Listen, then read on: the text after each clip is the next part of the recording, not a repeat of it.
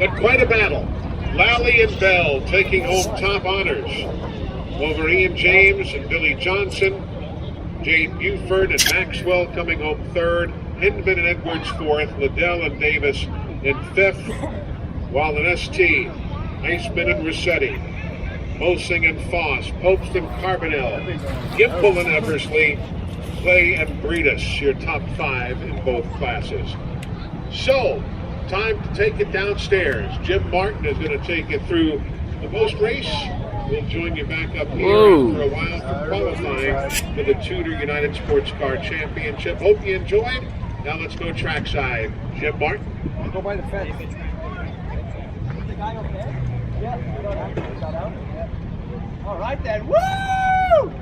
Yeah, man. It's going up again. It looks like there's smoke. Woo!